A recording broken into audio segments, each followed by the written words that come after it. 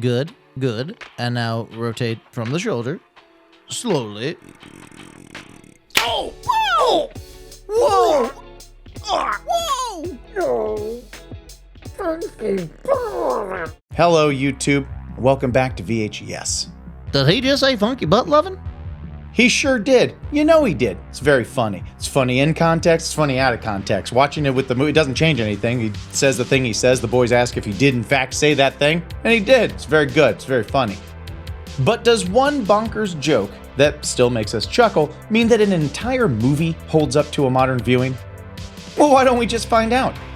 It's the Hollywood Holdup, featuring Rookie of the Year, only on VHS.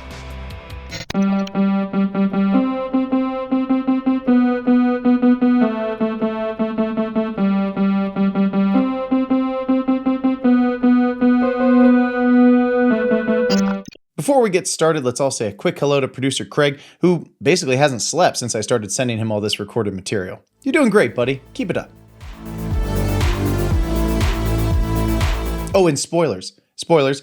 We're going to discuss the whole movie. If the funky butt-lovin' tease wasn't enough of an indication, we're going to mine the depths of this film. I can't imagine someone being that upset about Rookie of the Year being spoiled online, but it is the internet, so spoilers. And now, the movie in a minute.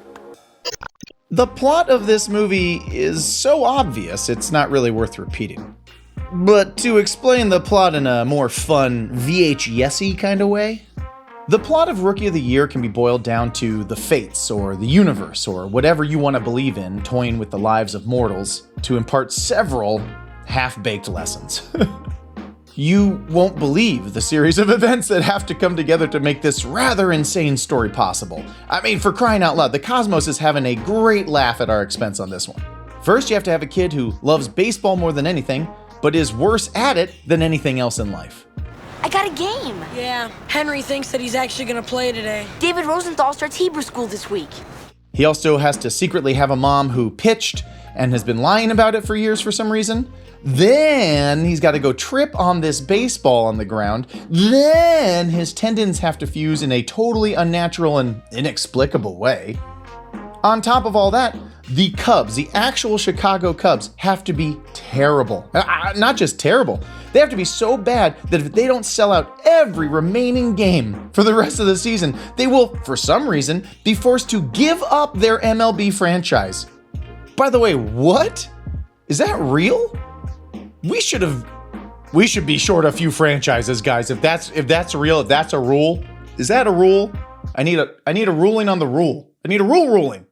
But the point is, the Cubs are so bad, they would do literally anything to put butts in the seats. And what's so funny is the universe throws so much chaos at these characters, but it doesn't bother telling them what to do about any of it. So by the time Henry gets out on the mound for his first appearance, we realize no one knows he doesn't actually know how to pitch. The question is, can you pitch? Well... He's been in the organization for days. They fitted him for a uniform. He's answered questions. The pitching coach Brickma didn't take him out and throw some balls before the thing. Nobody knows. Henry walks into the locker room. No one knows that there's a kid joining the team? How has this happened? The 90s warp speed plotting in this film just shoves all the characters past so many logical and necessary steps that should have been taken and weren't. I gotta ask my mom first. He's gotta ask his mom first. It honestly gives me the bends on rewatch. You're just like, why isn't anyone talking to anybody about what's happening? No one knows. There's a kid in the locker room. Oh God. So finally he learns how to pitch and he's amazing at it. Go Henry. But that's when it gets crazy. At this point, the kid has changed everybody's lives. Chet's a new man, Jack's out the door, Fish is busted with Uncle Bob. All we gotta do is go out there and pitch, Henry. Movie done, you win. But then, the universe decides to undo Henry's superpowers so he can learn a lesson about not shortcutting things in life. Or maybe don't grow up too soon. Or no, wait, stay in school, kids, don't do drugs. Yeah, that's it. Honestly, I'm not sure what the point of this lesson could be other than The universe acknowledging surely this freak can't be left to freely roam the earth like this. That's unrealistic. Now on to the categories. Category 1, real team, fake kid.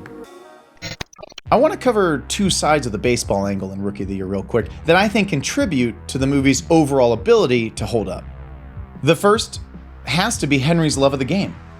It's a universal human feeling, even if you don't get sports. It's pride in your community. It's the feeling of being a part of something much bigger than yourself. The human feeling of rowing in the same direction for the good of you all.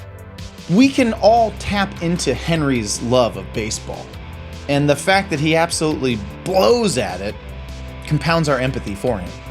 And that empathy opens us up to all the silliness that's about to unfold. Because it's in the name of Henry's dream to be a ball player.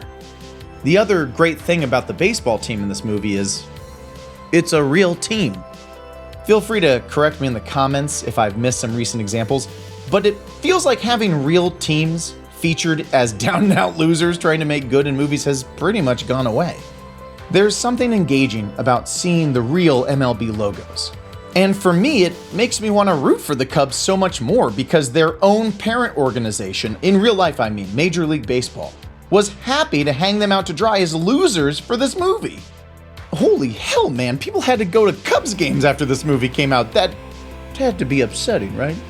Help me remember more examples if there are, but I of course think back to two classics from the day featuring real MLB teams.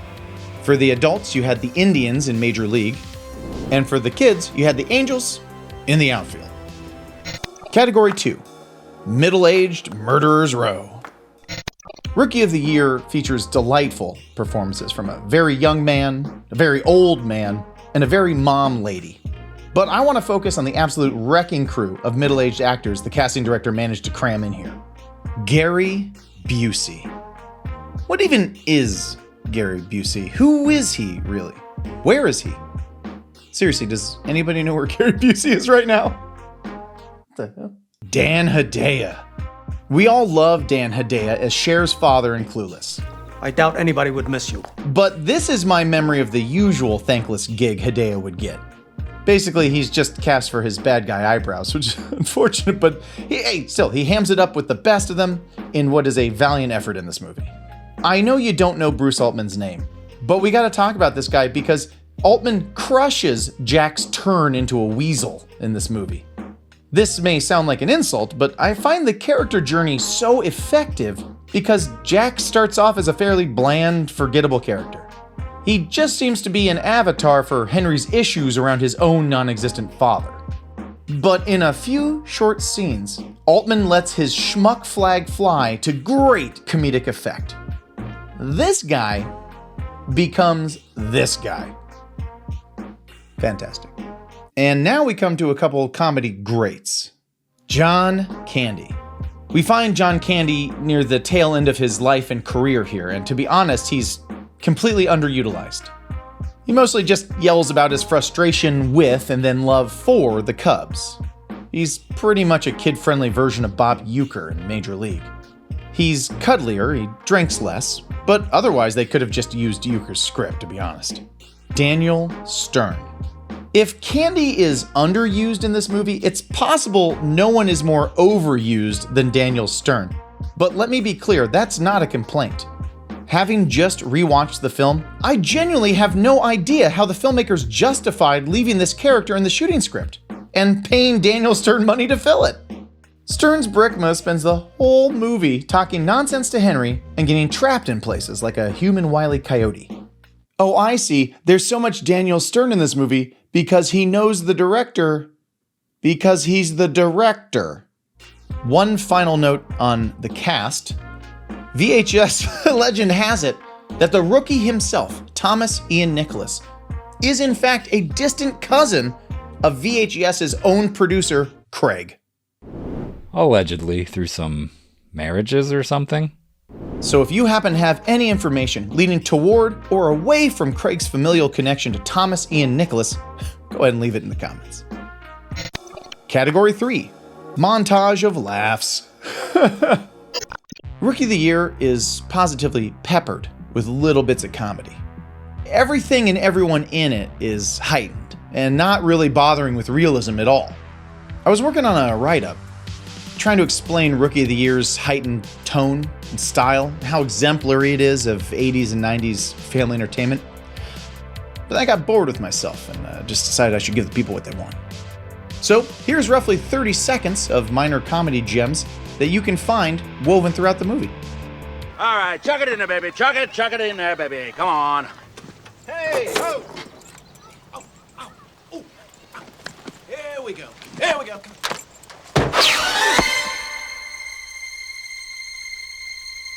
I didn't mean it! My tendons, they're too tight! Watch out! He'd kill you. Thanks.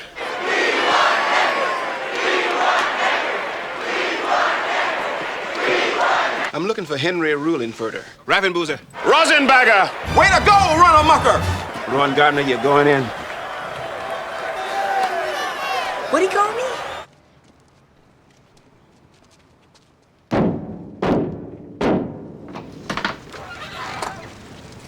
Autographs after the game. Wait! I'm Henry Rowan Why didn't you say so? Oh, that's a horse of a different color. Category 4. Are we picking up what this movie's putting down? For anyone new to the channel, this is the category in which we discuss the movie's themes. Were they successful then? And are they still successful today? The only problem is, I can't tell if there are way too many themes in Rookie of the Year or not nearly enough. The movie plays footsie with several subplots, including Chet's flailing career, Henry trying to set up Chet and his mom, Jack's descent into madness, Henry's friendships hitting the skids because of jealousy, Brickma trying to survive life in general, the mystery of Henry's absent father and his mother's suspiciously strong throwing arm, Uncle Bob's senility watch, and all the backhanded chicanery with Jack and Fish. But it's finally through Chet that we get our best glimpse at the most consistent theme for the movie. After Fish drops the guillotine on Chet's career, it's over for real this time. Chet goes to take Henry home, but first, Gary Busey decides to drop some gravitas on us.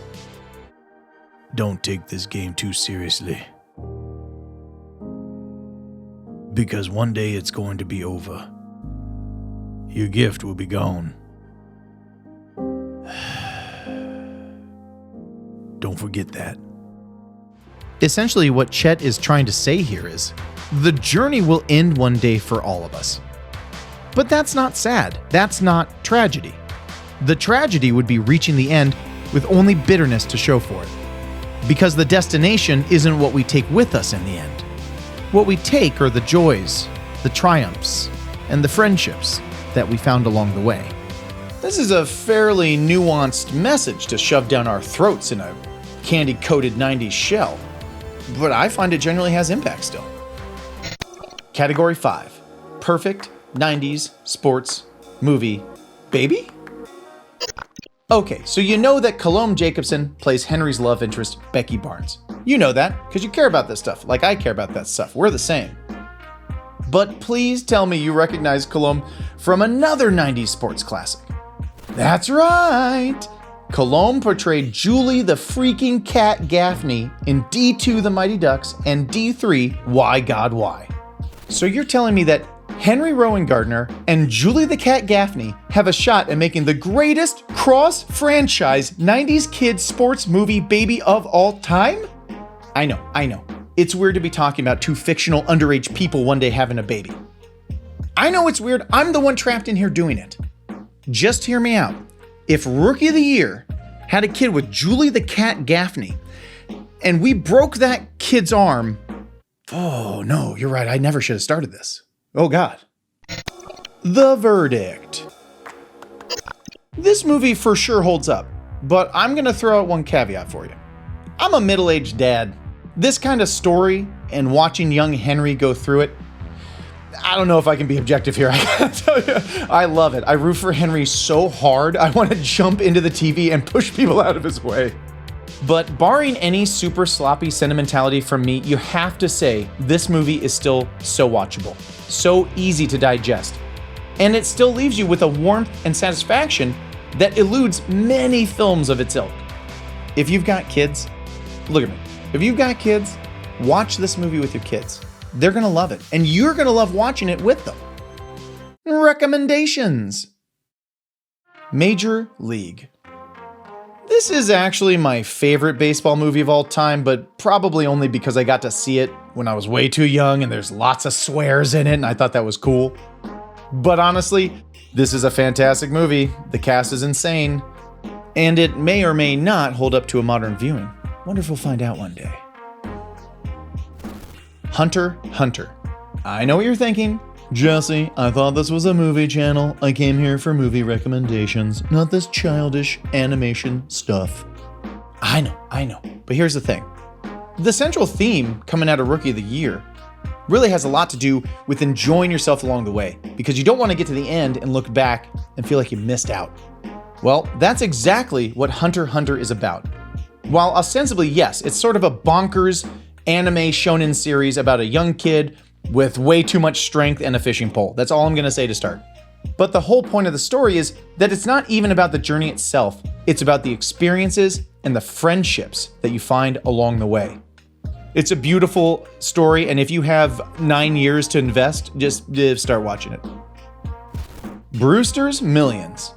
I feel kind of bad about how little John Candy gets to show from his skill set in Rookie of the Year. So I'd kindly beg you all to go check out my favorite Richard Pryor movie.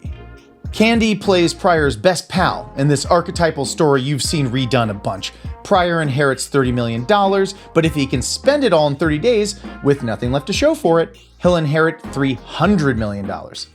Zany, touching, hilarious, and you get so much fun John Candy action. You cannot miss this. The winner moves on to the World Series! I can't believe it! I've been waiting my whole life to say those words, because I've said the word before, but never like World Series, and I'm on the air! We'll be right back. Well, there you have it. The Hollywood Holdup featuring Rookie of the Year. I felt like a kid again making this video. I also thought I broke my arm for a minute, but turns out I'm just getting old. I hope you had fun with the video. I hope you get to build a boat with your friends one day. I hope you remember not to take this game too seriously. And I hope somewhere out there, Jack's getting kicked in the nuts. Don't forget your purse. It didn't even hurt, okay?